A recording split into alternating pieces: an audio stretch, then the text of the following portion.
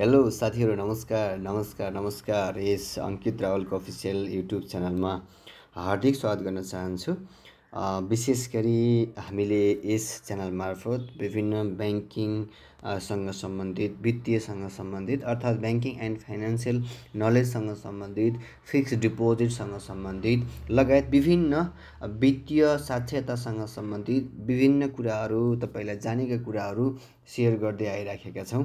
आज चाहिँ धेरैजनाले सोधिराख्नु भएको थियो, मलाई मेसेज गरिराख्नु भएको थियो, सर तपाईँले नेपाल ब्याङ्कको पनि मुद्दतीको ब्याज दरको बारेमा भिडियो बनाउनु भयो, तपाईँले राष्ट्रिय वाणिज्य ब्याङ्कको पनि बनाउनु भयो, तर यो कृषि विकास ब्याङ्कको बनाउनु भएको छैन।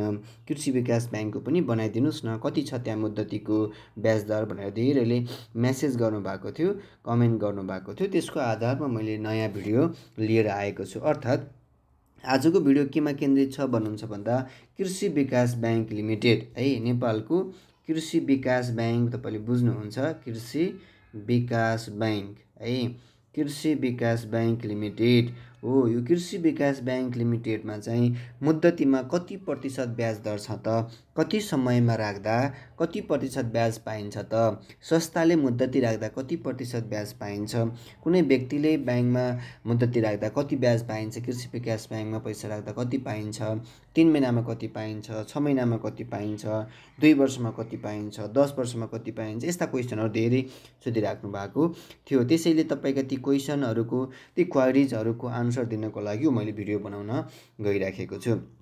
कृषि विकास ब्याङ्कले पनि अन्य ब्याङ्क तथा वित्तीय संस्था जस्तै तपाईँको दुई किसिमबाट, एउटा तपाईँको इन्स्टिट्युसनल भन्छ, संस्थागत रूपमा मुद्दती प्रदान गर्ने काम गर्छ, एउटा चाहिँ इन्डिभिजुअल, एउटा व्यक्तिगत रूपमा मुद्दती लिने काम गर्छ, एउटा चाहिँ संस्थागत रूपमा मुद्दती लिने काम गर्छ।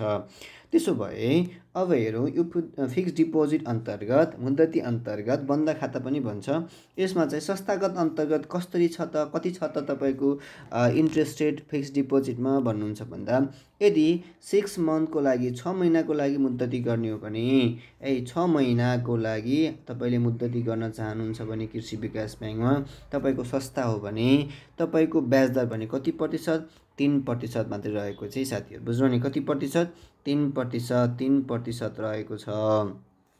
तपाईँले 1 वर्षसम्म गर्नुहुन्छ भने, 1 इयरसम्म गर्नुहुन्छ भने, बुझ्नु नि, 1 इयरसम्म गर्नुहुन्छ, 2 इयरसम्म गर्नुहुन्छ भने पनि तपाईँले कति प्रतिशत भन्नुहुन्छ भन्दा 3% नै रहेको देखिन्छ। अर्थात् तपाईँले 6 महिना गरे पनि 6 महिनाभन्दा कम चाहिँ तपाईँले गर्नै नमिल्ने रहेछ कृषि विकास ब्याङ्कमा।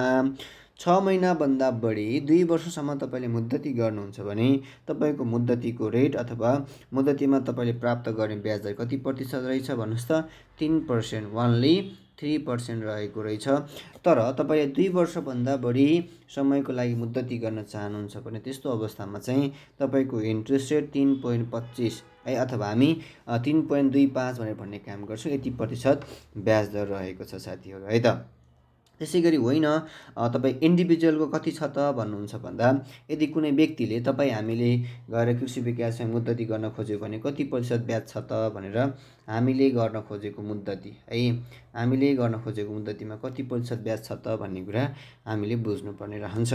हाम्रो लागि हेर्नुहुन्छ भने कति छ भन्दा, जनरल एफडी भन्छ, सामान्य एफडी हामीले गऱ्यौँ भने है, सामान्य एफडी गऱ्यौँ भने 3 महिना मात्रै मुद्दती गर्ने हो भने है, 3 महिनाको लागि मात्रै मुद्दती गर्ने हो भने 3% रहेको छ है। तपाईँको 3 महिना होइन, 6 महिनाको लागि तपाईँले मुद्दती गर्न चाहनुहुन्छ भने 3.25% रहेको छ। 1 वर्षको लागि मुद्दती गर्नुहुन्छ भने 4% रहेको छ है। त्यसै गरी तपाईँको 2 वर्षभन्दा बढी तपाईँ मुद्दती गर्न चाहनुहुन्छ भने 4.24% रहेको छ। र तपाईँको 3 वर्ष अथवा 3 वर्षभन्दा बढी तपाईँले मुद्दती गर्न चाहनुहुन्छ भने कति प्रतिशत, 5.51% रहेको छ। बुझ्नु नि, कति प्रतिशत, 5.51% मुद्दतीमा रहेको देखिन्छ। यस्तो तपाईँको ब्याज दर रहेको छ। त्यसै गरी तपाईँले हेर्नुहुन्छ भने, तपाईँले त्यसै गरी हेर्नुहुन्छ भने अर्को कृषि विकास ब्याङ्कमा भएको अर्को प्रोडक्ट अन्तर्गत हेर्नुहुन्छ भने, जस्तो एडिबिल रेमिट्यान्स एफडी भन्छ है। यदि कसैले चाहिँ एडिबिल रेमिट्यान्स एफडी खोल्छ भने त्यसको चाहिँ तपाईँको हेरेर 4% देखि अधिकतम 6.51% चाहिँ मुद्दतीमा ब्याज दर दिने भनेर उल्लेख गरेको छ। अर्थात् सामान्यमा तपाईँको 5.51 छ +1 गरेर कति हुने रहेछ, 6.51% चाहिँ तपाईँको ब्याज प्रदान गर्ने, अधिकतम 1% जोडेर ब्याज प्रदान गर्ने भन्ने कुरा यहाँ उल्लेख गरेको छ। यदि रेमिट्यान्स छ भने, रेमिट्यान्स अकाउन्ट छ भने त्यस्तो गर्न मिल्छ, सामान्य अवस्थामा मिल्दैन। त्यसैगरी तपाईँको कृषि विकास ब्याङ्कको एडिबल स्पेसल एफडी भन्ने छ, यसको चाहिँ सामान्य अवस्थामा हेर्नुहुन्छ भने 4.76 है 4.76% रहेको छ। अर्को कृषि विकास ब्याङ्कमा रहेको अर्को प्रोडक्ट हेर्नुहुन्छ भने मेरो खुसी मेरो भविष्य एफडी भन्ने छ, त्यसमा 4.76 रहेको छ। त्यसै गरी तपाईँ सेवानिवृत्त कर्मचारी एफडी भन्छ, यसको चाहिँ 4.76 रहेको छ। त्यसै गरी तपाईँको लखपति करोडपति धमाका मुद्दती रेमिट्यान्स खातामा चाहिँ 6.51 रहेको छ। त्यसै गरी तपाईँको लखपति करोडपति मुद्दती खाता नर्मलमा चाहिँ 5.51 रहेको छ। छोराछोरी जीवन समुन्नत खातामा 4.76% रहेको छ है। यसरी तपाईँको रहेको छ भने अर्को एडिबल रिकरिङ छ, एडिबल रिकरिङ मुद्दती खाता छ, यसमा चाहिँ 5.51% रहेको छ। बुझ्नु भने यसरी चाहिँ यसरी चाहिँ तपाईँको मुद्दती रहेको देखिन्छ, मुद्दतीको ब्याज दर रहेको देखिन्छ। त्यसै तपाईँको युएसडीको लागि है अथवा अन्य डलरमा मुद्दती राख्नको लागि त्यसको चाहिँ छुट्टै ब्याज दर दिएको छ, त्यसमा मैले चर्चा गरेन।